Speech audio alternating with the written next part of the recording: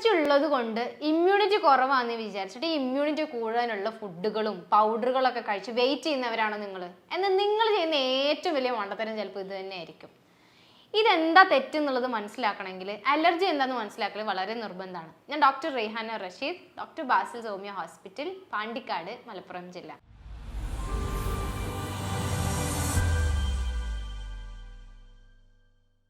അപ്പൊ എന്താണ് allergy? Allergy ഒരിക്കലും ഇമ്മ്യൂണിറ്റി കുറയുന്ന ഒരു സ്റ്റേറ്റ് അല്ല, ഇമ്മ്യൂണിറ്റി ഓൾട്ടേഡ് ആയിട്ടുള്ള സ്റ്റേറ്റ് ആണ്. അതായത് അതിലുള്ള ചെറിയ തകരാറുകൾ.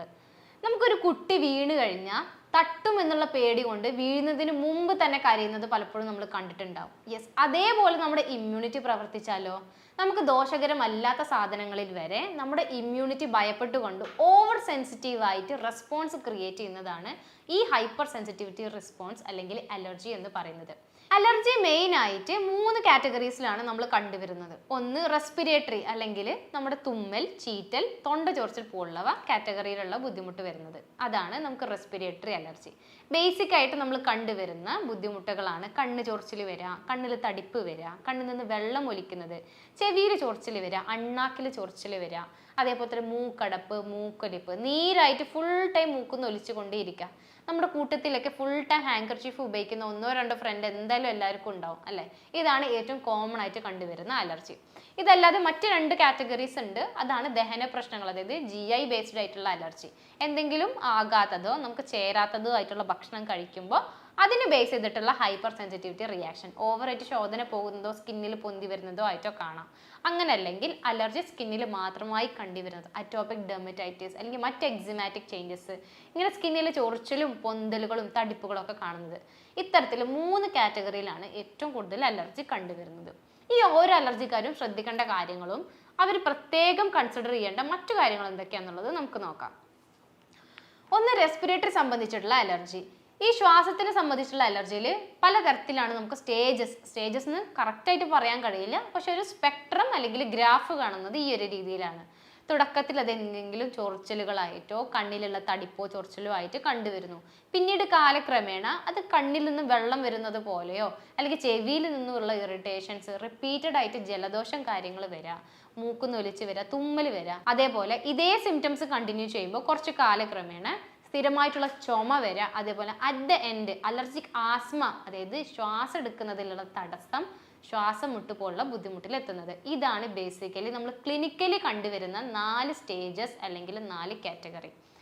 ഇതിൽ ഏറ്റവും കൂടുതൽ ട്രീറ്റ്മെൻറ്റ് ചെയ്യാൻ എളുപ്പവും നമുക്ക് സ്റ്റോപ്പ് ചെയ്യാൻ പറ്റുന്നതും എത്രത്തോളം മുന്നിലോട്ട് സ്റ്റേജസ് വരുന്നു എന്നുള്ളതിൻ്റെ ബേസിസിലാണ്. അതായത് തുമ്മൽ മാത്രമാണെങ്കിൽ അത്രത്തോളം ഈസിയാണ്, അതെല്ലാം നമ്മൾ അറ്റ് ദ എൻഡ് ശ്വാസം മുട്ട് വരെ എത്തിയിട്ടുണ്ടെങ്കിൽ അത്രത്തോളം ഡിഫിക്കൽട്ടാണെന്നാണ് അർത്ഥം. അപ്പോൾ ഈ റെസ്പിറേറ്ററി അലർജി ഉള്ള ആൾക്കാർ ശ്രദ്ധിക്കേണ്ടത് എന്തൊക്കെ? നിങ്ങൾ മനസ്സിലാക്കുക, ഒരിക്കലും ഇത് ഇമ്മ്യൂണിറ്റി കുറവുള്ളത് കൊണ്ടല്ല. ബേസിക്കലി നമ്മൾ സ്റ്റിമുലൻസിനോട് എക്സ്പോസ്ഡ് ആകുമ്പോഴാണ് ഈ സിംറ്റംസ് വരുന്നത്. സ്റ്റിമുലൻസ് പല തരത്തിലുള്ള ആൾക്കാരിലും പലതാണ്. ചിലരിൽ അത് പെർഫ്യൂമിൻ്റെയോ എന്തെങ്കിലും സ്ട്രോങ് മണങ്ങളാവാം, അല്ലെങ്കിൽ നമ്മുടെ ഈ ഫ്ലവേഴ്സ്, പൂക്കൾ, അതിനുള്ള പോളൻ ഗ്രെയിൻസ്, ഡസ്റ്റുകൾ, അങ്ങനത്തെ പൊടികളാവാം.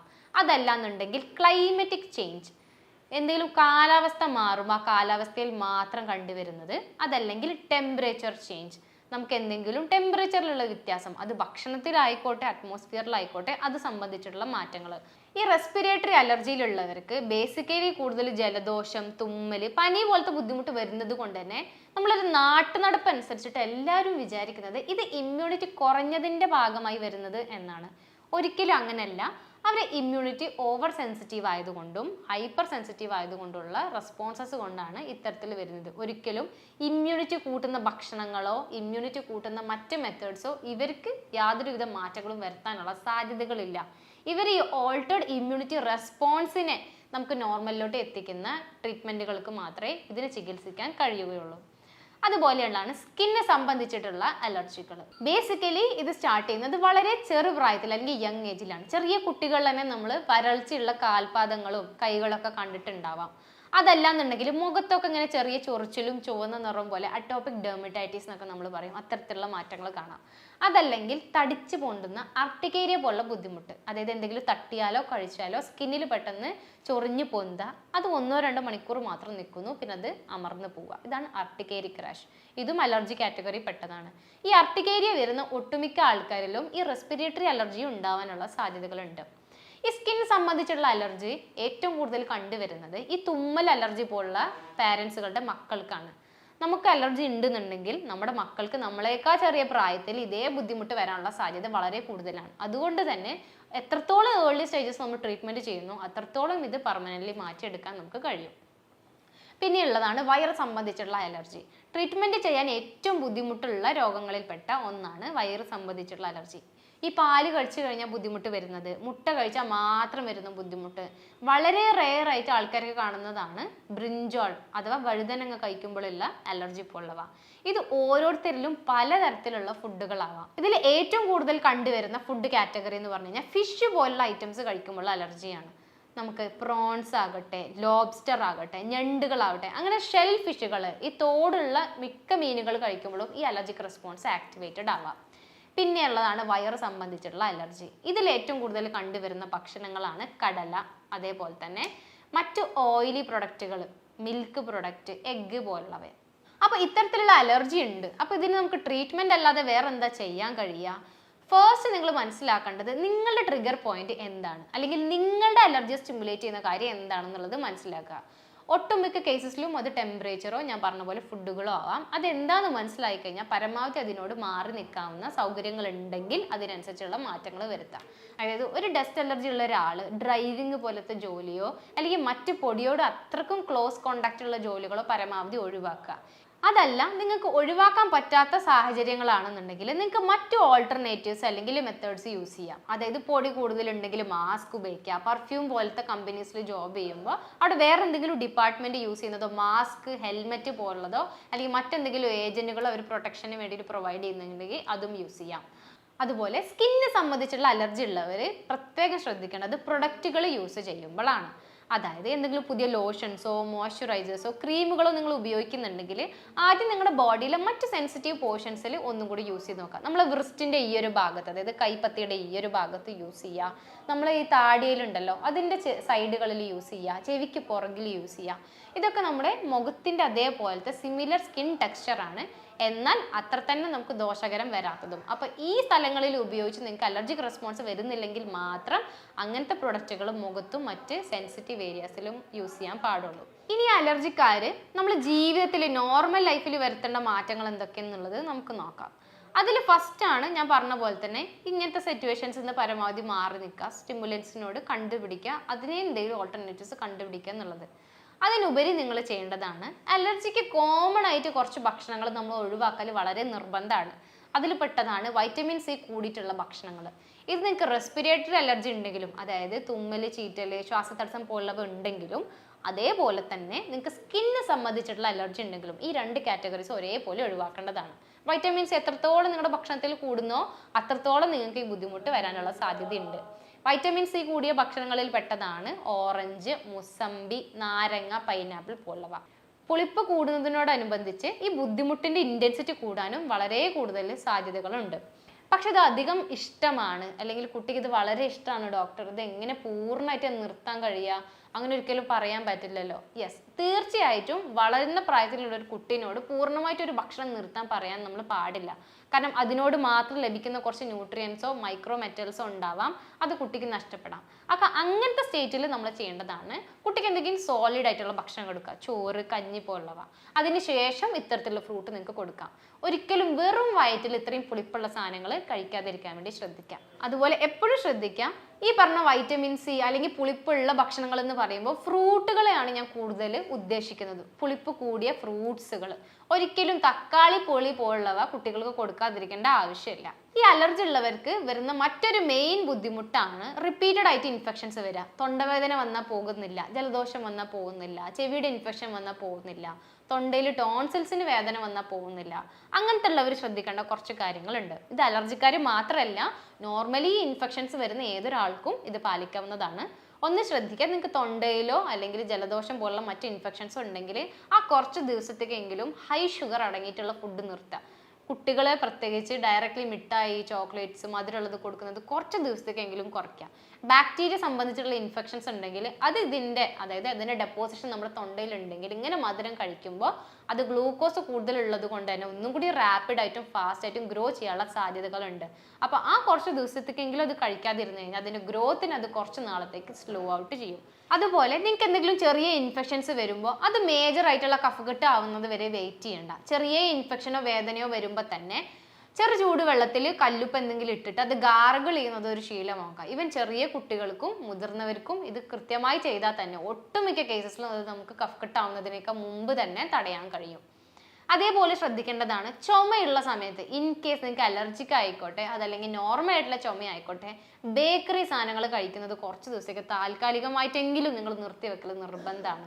നിങ്ങൾക്ക് വേണമെങ്കിൽ പലഹാരങ്ങൾ വീട്ടിൽ ഉണ്ടാക്കിയിട്ട് കഴിക്കാം. പുറത്തുള്ള ഓയിലുകൾ വളരെ ചീത്തതായതുകൊണ്ട് തന്നെ ചെറിയ ഇങ്ങനത്തെ ഫുഡുകൾ കഴിക്കുമ്പോഴും പേഷ്യൻസിൽ ഇത് വളരെ കൂടുന്നതായിട്ട് നമ്മൾ ക്ലിനിക്കിൽ കണ്ടിട്ടുണ്ട്. ഇത് എന്തുകൊണ്ടെന്ന് ചോദിച്ചാൽ നമുക്ക് സ്ട്രിക്റ്റ് ആയിട്ടുള്ള സയന്റിഫിക് ബേസിസ് ഇല്ല. പക്ഷെ റിപ്പീറ്റഡ് ആയിട്ട് ഈ ഒരു പാറ്റേൺ നമ്മൾ പേഷ്യൻസിനോട് കാണുന്നത് കൊണ്ട് തന്നെ ഈ ഒരു മാറ്റം വരുത്തുമ്പോൾ ഈ റിപ്പീറ്റേഷനും അതിൻ്റെ കൂടെ തന്നെ കുറയുന്നതായിട്ട് നോട്ടീസ് ചെയ്യുന്നുണ്ട്. നിങ്ങൾക്കും ഇത് യൂസ് ചെയ്യാവുന്നതാണ്. അതേപോലെ തന്നെ ഇങ്ങനെ അലർജി വരുന്ന കുട്ടികളുടെ മാതാപിതാക്കൾ ചെയ്യുന്ന ഏറ്റവും വലിയ മിസ്റ്റേക്ക് എന്ന് പറയുന്നത് ഇങ്ങനത്തെ കുട്ടികൾക്ക് റിപ്പീറ്റഡ് കഫക്കെട്ട് പോലത്തെ ബുദ്ധിമുട്ടുകൾ വരുന്നത് കൊണ്ട് തന്നെ പാലുൽപ്പന്നങ്ങൾ കംപ്ലീറ്റ് ആയിട്ട് സ്റ്റോപ്പ് ചെയ്യും. യെസ്, കഫക്കെട്ട് ഉണ്ടെങ്കിൽ പാലുൽപ്പന്നങ്ങൾ യൂസ് ചെയ്യുകയാണെങ്കിൽ അത് കഫക്കെട്ട് കൂടിയേക്കാം. പക്ഷെ അത് താൽക്കാലികമായി നിർത്തേണ്ട ആവശ്യമേ ഉള്ളൂ. റിപ്പീറ്റഡ് ആയിട്ട് ഒരു കുട്ടിക്ക് വരുന്നുണ്ടെങ്കിൽ ഇത് റിപ്പീറ്റഡ് ആയിട്ട് നിർത്തി കഴിഞ്ഞാൽ ഇതിൽ നിന്ന് കിട്ടേണ്ട പല ന്യൂട്രിയൻസും കുട്ടിക്ക് കിട്ടാതെ ആവും. അങ്ങനെയുള്ള സാഹചര്യങ്ങളിൽ നിങ്ങൾ ചെയ്യേണ്ടത് എന്താണെന്ന് വെച്ച് കഴിഞ്ഞാൽ പാലിനോട് കുറച്ച് വെള്ളം ചേർത്തിട്ട് കുട്ടിക്ക് ഡെയിലി കൊടുക്കാവുന്നതാണ്. ഒരു 75% മിൽക്ക്, ബാക്കി 25% വാട്ടർ. ഇത് നമ്മൾ വാങ്ങുന്ന പാലിലും ഇങ്ങനെ തന്നെ അല്ലേ ഡോക്ടർ? യെസ്, അങ്ങനെയല്ല. ഓൾറെഡി വാങ്ങിയിട്ടുള്ള പാലിൽ പിന്നെ വെള്ളം ചേർക്കുന്ന കാര്യത്തിനെ പറ്റിയിട്ടാണ് പറയുന്നത്. അതേപോലെ തന്നെ പാല് മാത്രം കുറച്ചാൽ മതി. നിങ്ങൾക്ക് മോര് പോലുള്ള സാധനങ്ങൾ കുട്ടികൾക്ക് കൊടുക്കാം, ചീസ് കൊടുക്കാം. പക്ഷേ തൈര്, ബട്ടർ അതൊക്കെ നിങ്ങൾക്ക് കുറച്ച് കൺട്രോൾ ചെയ്യാം. അതേപോലെ നിങ്ങൾ ശ്രദ്ധിക്കേണ്ട മറ്റൊരു കാര്യം, വീട്ടിൽ ആർക്കെങ്കിലും ഇങ്ങനത്തെ കഫക്കെട്ടോ അല്ലെങ്കിൽ ചുമയോ ഉണ്ടെങ്കിൽ അത് വെച്ചുകൊണ്ടിരിക്കാതിരിക്കുക. ഒരാൾക്ക് ഉണ്ടെങ്കിൽ എന്തായാലും അടുത്തൊരാൾക്ക് അത് പകരാനുള്ള സാധ്യത കൂടുതലാണ്. കാരണം മോസ്റ്റ് കേസസിൽ ഇത് വൈറൽ ഒറിജിൻ ആയിരിക്കും. പ്രത്യേകിച്ച് അലർജി ഉള്ള വീട്ടുകാരാണെന്നുണ്ടെങ്കിൽ അത് പെട്ടെന്ന് സ്പ്രെഡ് ചെയ്യാനും പെട്ടെന്ന് കഫക്കെട്ടിലോട്ട് മാറാനുള്ള സാധ്യതകളുണ്ട്. അതുകൊണ്ട് ഒരുമിച്ച് തന്നെ ട്രീറ്റ്മെന്റ് ചെയ്യലും വളരെ നിർബന്ധമാണ്. ഇത് ഒരുപാട് ടൈം കഫക്കെട്ട് വീട്ടിൽ നിൽക്കുന്നത് കുറക്കാൻ നമുക്ക് സഹായിക്കും. അതേപോലെ തന്നെ ചുമ നിങ്ങൾക്ക് വരുന്നുണ്ടെങ്കിൽ ശ്രദ്ധിക്കുക, ഓയിൽ അടങ്ങിയിട്ടുള്ള ഭക്ഷണങ്ങൾ താൽക്കാലികമായിട്ട് കുറയ്ക്കുക. ഈ പറഞ്ഞ എല്ലാ ഭക്ഷണങ്ങളും നിങ്ങൾക്ക് ഇൻഫെക്ഷൻ കുറഞ്ഞു കഴിഞ്ഞാൽ പിന്നെയും കഴിച്ച് തുടങ്ങാവുന്നതാണ്. നിങ്ങൾക്ക് ഇൻഫെക്ഷൻ ഉള്ള 1-2 ദിവസത്തെ നിർത്തുന്ന കാര്യം മാത്രമാണ് നമ്മളിവിടെ പറയുന്നത്. അതല്ല, സ്കിന്നിനെ സംബന്ധിച്ചിട്ടുള്ള അലർജി ഉണ്ടെങ്കിലോ, സ്കിൻ അലർജീസിലുള്ള ഏറ്റവും കൂടുതൽ നമ്മളെ ബുദ്ധിമുട്ടിക്കുന്ന ഒരു സിംറ്റം പറയുന്നത് ചൊറിച്ചിലാണ്. പാടുകൾ ഉണ്ടായിക്കോട്ടെ, കുമിളകൾ ഉണ്ടായിക്കോട്ടെ, ചൊറിച്ചിൽ ഉണ്ടായിക്കോട്ടെ, വിണ്ടുകീറലുകൾ ഉണ്ടായിക്കോട്ടെ. പക്ഷെ അവരെ സംബന്ധിച്ചിട്ടുള്ള ഏറ്റവും വലിയ ബുദ്ധിമുട്ട് എന്ന് പറയുന്നത് സഹിക്കാൻ കഴിയാത്ത ചൊറിച്ചിലാണ്. നമുക്ക് കേൾക്കുമ്പോൾ അത് നിസ്സാരമായി തോന്നുമെങ്കിലും അതിയായ ചൊറിച്ചിൽ വരുന്ന ഒരാൾക്ക് അതിൻ്റെ ഒരു കൺട്രോൾ നഷ്ടപ്പെടുന്ന ഫീലിംഗ് മനസ്സിലാവുള്ളൂ. ഇത്തരക്കാരിൽ ചെയ്യുക, നിങ്ങളെ ചൊറിച്ചിൽ കൂടാൻ കുറച്ച് ഭക്ഷണങ്ങൾ കാരണമായേക്കാം. അതിൽപ്പെട്ടതാണ് അയില, മത്തി, അല്ലെങ്കിൽ ഞാൻ നേരത്തെ പറഞ്ഞ പുളിപ്പ് കൂടിയ ഭക്ഷണങ്ങൾ. ഇത് നിങ്ങൾ കുറച്ച് കുറക്കുക. അതേപോലെ തന്നെ പപ്പടം, അച്ചാറ് പോലുള്ളവ കുറച്ചാലും ചൊറിച്ചിൽ നിങ്ങൾക്ക് ചെറിയ ഒരു ശമനം അനുഭവപ്പെടാവുന്നതാണ്. അതുപോലെ ഈ സ്കിന്നിൻ്റെ അലർജി ഉള്ളവരിൽ നിങ്ങൾ കുളിക്കുമ്പോൾ ചെറു ചൂടുവെള്ളത്തിൽ കുളിച്ചു കഴിഞ്ഞാലും നിങ്ങൾക്ക് ഇത്തരത്തിൽ ചൊറിച്ചിൽ ഒരുപാട് ആശ്വാസം നിങ്ങൾക്ക് ലഭിക്കുന്നതായിരിക്കും. പ്രത്യേകം ശ്രദ്ധിക്കുക, കുളിച്ചു തുടങ്ങുമ്പോൾ വെള്ളം ചൂടായിരിക്കണം. എന്നിട്ട് അതിലോട്ട് ഇങ്ങനെ തണുത്ത വെള്ളം ചേർത്ത് മിക്സ് ചെയ്തിട്ട് നിങ്ങൾ കുളിച്ച് അവസാനിക്കുമ്പോഴത്തേക്കും തണുത്ത വെള്ളമാവുന്ന രൂപത്തിലാണ് ചെയ്യേണ്ടത്. ഇങ്ങനെ ചെയ്യുമ്പോൾ താൽക്കാലികമായിട്ട് നിങ്ങൾക്ക് ചൊറിച്ചിൽ ഒരു കുറവ് എന്തായാലും അനുഭവപ്പെടും. പക്ഷേ ഈ ചൂടുവെള്ളത്തിൽ തന്നെ നിങ്ങൾ കുളിച്ച് നിർത്തി കഴിഞ്ഞാൽ നിങ്ങളുടെ വെള്ളത്തിലുള്ള ഹൈഡ്രേഷൻ അല്ലെങ്കിൽ ജലാംശം പറ്റ കുറയുന്നത് കൊണ്ട് തന്നെ ചിലപ്പോൾ കുളിച്ച് കഴിഞ്ഞാൽ നിങ്ങൾക്ക് ചൊറിച്ചിൽ വരാം. അങ്ങനെ വരാതിരിക്കണമെങ്കിൽ നിങ്ങൾ കുളിച്ച് അവസാനിപ്പിക്കുന്ന സമയത്തോട്ടേക്ക് തണുത്ത വെള്ളത്തിൽ എത്തിക്കൽ വളരെ നിർബന്ധമാണ്. ഈ ഒരു പാറ്റേണിൽ ചെയ്ത് കഴിഞ്ഞാൽ നിങ്ങൾക്ക് സോറിയാസിസ് ആയിക്കോട്ടെ, അല്ലെങ്കിൽ അറ്റോപിക് ഡെർമറ്റൈറ്റിസ് ആയിക്കോട്ടെ, അല്ലെങ്കിൽ മറ്റേത് കാറ്റഗറിയിലുള്ള എക്സിമ ആണെങ്കിലും ഒരു 10% എങ്കിലും ചൊറിച്ചിൽ എന്തായാലും കുറയേണ്ടതാണ്. പക്ഷെ വയറ് സംബന്ധിച്ചിട്ടുള്ള ബുദ്ധിമുട്ടുകൾക്ക് വരുന്ന അലർജീസ് ആണെങ്കിലോ അവർക്ക് നമുക്ക് ആകെ ചെയ്യാനുള്ളതെന്ന് പറഞ്ഞു കഴിഞ്ഞാൽ നിങ്ങൾക്ക് വരുന്ന ഭക്ഷണങ്ങൾ പൂർണ്ണമായിട്ട് ഒഴിവാക്കുക. അതല്ല, കോമൺ ആയിട്ട് കഴിക്കുന്ന ഭക്ഷണങ്ങളാണെന്നുണ്ടെങ്കിൽ അതിനൊരു പരിഹാരം വരുത്താൻ ഒരു ഡോക്ടറിന്റെ ട്രീറ്റ്മെന്റിലൂടെ നമുക്ക് ചെയ്യാൻ കഴിയും. അതുപോലെ ഈ അലർജിക്കാർ കഴിക്കേണ്ടാത്ത ഭക്ഷണങ്ങൾ പറഞ്ഞു. അവർ കഴിക്കേണ്ട ഭക്ഷണങ്ങൾ എന്തൊക്കെയാണ്? യെസ്, നമ്മൾ എപ്പോഴും കഴിക്കുമ്പോൾ പച്ചക്കറി എന്നാണ് പറയുന്നതെങ്കിലും പലപ്പോഴും അത് പയറ് അല്ലെങ്കിൽ മറ്റെന്തെങ്കിലും കടല അങ്ങനത്തെ വർഗ്ഗങ്ങളിൽ മാത്രമായിട്ട് പരിമിതപ്പെടുകയാണ് ചെയ്യുന്നത്. എപ്പോഴും പച്ചക്കറി കഴിക്കുമ്പോൾ പച്ചയല്ലാത്ത ഭക്ഷണങ്ങൾ കഴിക്കലും വളരെ നിർബന്ധമാണ്. അതായത് ഓറഞ്ച് നിറത്തിലുള്ളത്, മഞ്ഞ നിറത്തിലൊക്കെ ഉള്ളത് കോവയ്ക്ക, മത്തൻ, അമരക്ക പോലുള്ള സാധനങ്ങൾ കൂടുതൽ കഴിക്കുക. ഇതിൽ ഒരുപാട് മൈക്രോ ന്യൂട്രിയൻസും മൈക്രോ മെറ്റൽസും ഉണ്ട്. നിങ്ങളുടെ ഒരു പരിധി വരെ റിപ്പീറ്റഡ് ഇൻഫെക്ഷൻസ് വരുന്നതും സ്കിന്നിനെ സംബന്ധിച്ചിട്ടുള്ള ബുദ്ധിമുട്ട് വരുന്നവർക്കും ഒരുപാട് മാറ്റങ്ങൾ വരാൻ ഇത്തരത്തിലുള്ള ഫുഡുകൾ ഒരു പരിധി വരെ സഹായിക്കും. ഈ അലർജി പക്ഷേ ട്രീറ്റബിൾ ആണോ? അലർജിക്ക് എന്തെങ്കിലും ട്രീറ്റ്മെന്റ് ചെയ്തു കഴിഞ്ഞാൽ അതിന് മാറ്റങ്ങൾ വരുമോ? യെസ്, ഒരു പരിധി വരെ ഒരു 95% കേസസിലും അലർജി ട്രീറ്റബിൾ ആണ്. പക്ഷെ ശരിയായ സ്റ്റേജിൽ നിങ്ങൾ വരികയാണെങ്കിലും ഡോക്ടർ പറയുന്ന നിർദ്ദേശങ്ങൾ കറക്റ്റായിട്ട് സ്വീകരിക്കുന്നതാണെങ്കിലും മാത്രമാണ് ഈ ഒരു ചേഞ്ച് നമുക്ക് പറയാൻ കഴിയുള്ളൂ. ഒരു 10 to 15% കാറ്റഗറിയിലുള്ള അലർജി ഉണ്ട്, അവർക്ക് നമുക്ക് ഒന്നും തന്നെ ചെയ്യാൻ കഴിയില്ല. അത് അലർജിയിലുള്ള രോഗത്തിനുള്ള പരിമിതികൾ എന്ന് പറയുമ്പോൾ ഒരിക്കലും പുറത്ത് നിന്ന് വരുന്ന ഒരു ഇൻഫെക്ഷൻ അല്ല ഈ രോഗത്തിന് കാരണം.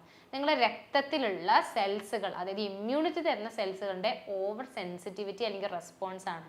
ഈ ഒരു സ്റ്റിമുലസിനോട് റെസ്പോണ്ട് ചെയ്യുന്ന ടെൻഡൻസി മാറ്റാൻ കഴിയുന്നത് വളരെ പരിമിതമായിട്ടുള്ള മരുന്നുകൾക്കാണ്. അതുകൊണ്ട് മാത്രമാണ് അലർജി ട്രീറ്റ്മെന്റ് ചെയ്യുമ്പോൾ ഒരു ബുദ്ധിമുട്ട് നമുക്ക് പലപ്പോഴും അനുഭവപ്പെട്ടിട്ടുള്ളത്. അപ്പൊ ഈ ഒരു വീഡിയോയിൽ നിന്ന് നിങ്ങൾക്ക് ഏകദേശം അലർജി എന്താന്നുള്ളതും ഇനി അലർജിക്കാർക്ക് എന്തൊക്കെ ശ്രദ്ധിക്കണം എന്നുള്ളതും മാറ്റങ്ങൾ വരുത്തണം എന്നുള്ളതും ഏകദേശം മനസ്സിലായി എന്ന് പ്രതീക്ഷിക്കുന്നു. എന്നാൽ മറ്റേത് സിസ്റ്റത്തിലുള്ളത് പോലെ തന്നെ ഹോമിയോപ്പതിയിലും ഇതിൽ വളരെ നല്ല ട്രീറ്റ്മെന്റുകൾ അവൈലബിൾ ആണ്. നിങ്ങളുടെ ടൈപ്പ് അലർജി ഏതാണ്, നിങ്ങൾ ഏത് സ്റ്റേജിലാണ്, നിങ്ങൾക്ക് ഒരു ടൈപ്പിലുള്ള അലർജി മാത്രമാണോ അതോ ഒന്നിനേക്കാൾ കൂടുതൽ ടൈപ്പിലുള്ള അലർജി നിങ്ങൾക്ക് ഉണ്ടോ, ഇതെല്ലാം മനസ്സിലാക്കിയിട്ടാണ് ട്രീറ്റ്മെന്റ് ഉണ്ടാവുക. ഇനി അലർജി സംബന്ധിച്ചുള്ള മറ്റെന്തെങ്കിലും സംശയങ്ങൾ ഉണ്ടെങ്കിലും നിങ്ങൾക്ക് എന്തെങ്കിലും എൻക്വയറീസ് ഉണ്ടെങ്കിലും അതേപോലെ തന്നെ ട്രീറ്റ്മെന്റിനെ പറ്റി അറിയണമെങ്കിലും നിങ്ങൾക്ക് താഴെ കിടക്കുന്ന നമ്പറിൽ കോൺടാക്ട് ചെയ്യാം. ഞാൻ doctor Rehana Rasheed, doctor Basil's homeo hospital, Pandikkad, Malappuram ജില്ല.